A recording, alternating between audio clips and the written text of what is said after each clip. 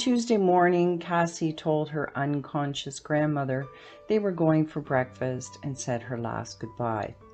Sitting down first, she put a teaspoon of sugar in her coffee and sprinkled some salt and pepper on her omelette while she waited for her aunt to join her.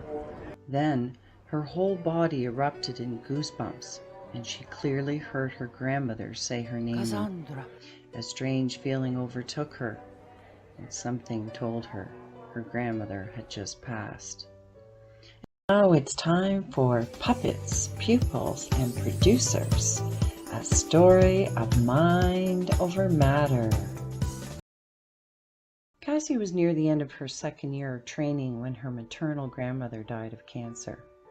By then, she'd cared for palliative patients and she'd watched a few of them take their last breath. But she'd never been with a loved one who was transitioning, so her grandmother was the first. As one of the 50% who die from pancreatic cancer within 1 year of diagnosis, her health deteriorated quickly and she was admitted to the hospital for end-of-life care. By Saturday, she'd slipped into a coma and Jane Stokes' breathing became evident. Packing the visitors' lounge, her large family took turns at her bedside and thought she'd pass at any moment. Aware of the processes involved, Cassie estimated that her grandmother would pass on Tuesday. With exams approaching and knowing the majority of her family couldn't stay past the weekend, she told her mother she was going home to get books and a good night's sleep, and she'd come back on Monday morning. After driving the 200 kilometers between their house and the hospital, she took a much-needed shower and climbed into bed. Just as she started to doze off, her mother called to tell her the doctor had just visited and said it would only be a matter of hours. Exhausted from sleeping in a chair for the past 2 nights and running on caffeine, she drove back to the hospital where she did not find a significant change in her grandmother's condition. Repeating her opinion that she wasn't going to die until Tuesday, she found a chair and got some sleep. Her grandmother survived the night, and in the morning, everyone but one aunt had to leave. Over their cafeteria breakfast, her aunt talked about her mother's life and made a joke that she was holding on so long because she didn't want to reunite with her husband. The truth about his drinking and gambling followed, and Cassie realized her grandfather was a derelict and not a saint. On their walk back to the room, Cassie noticed a nurse wheeling a tented stretcher and glanced at her watch. Shortly after 8, she mentioned the phenomena of patients dying at shift change. The theory suggested that, despite being unresponsive, some patients chose to die when they knew the nurses were busy doing their last-minute charting and getting report.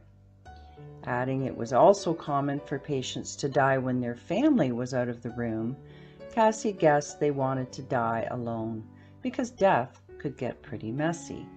Requesting clarification, Cassie explained what happened when the body's sphincters relaxed and could see her modest aunt was unaware and visibly shaken.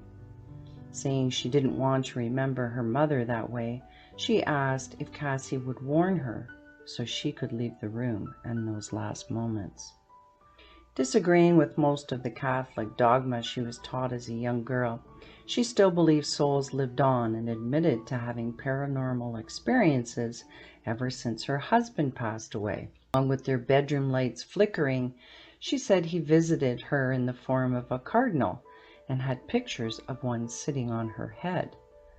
When Cassie asked how she knew it was her uncle, her aunt said they'd discussed it long before his death. Making a pact to show the other there was an afterlife, he'd chosen to show himself as a cardinal, and she'd chosen a ladybug. On Tuesday morning, Cassie told her unconscious grandmother they were going for breakfast and said her last goodbye. Sitting down first, she put a teaspoon of sugar in her coffee and sprinkled some salt and pepper on her omelette while she waited for her aunt to join her. Then Her whole body erupted in goosebumps, and she clearly heard her grandmother say her name. Cassandra. A strange feeling overtook her, and something told her her grandmother had just passed. At the end of that summer, Cassie found herself in the ICU of another Toronto hospital. This time, the same aunt was dying from her second heart attack. As promised, when Cassie suspected she was ready to pass, she coaxed her family to go to the cafeteria, and she died while they were gone. After her death, she had a lucid dream featuring a dancing and talking ladybug. When it occurred a second time, she questioned if her aunt was trying to communicate with her. Intrigued by mediumship and psychic abilities, she read books on the subjects and went to see a tarot card reader. Several cards indicated she had sensitivities, and Cassie shared her recent experiences. Then she surprised her by knowing she'd bought a Ouija board at a garage sale and brought it home. Acknowledging the existence of dark and light forces, the shaman advised Cassie to get rid of the board and warned that she needed to get good with God before she dabbled in the unseen.